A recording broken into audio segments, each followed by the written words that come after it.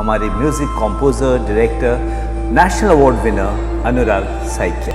Anurag Saikia Thank you so much, Anurag. Thank you for being part of Bhumi 21. Anurag is from Assam, very very talented composer.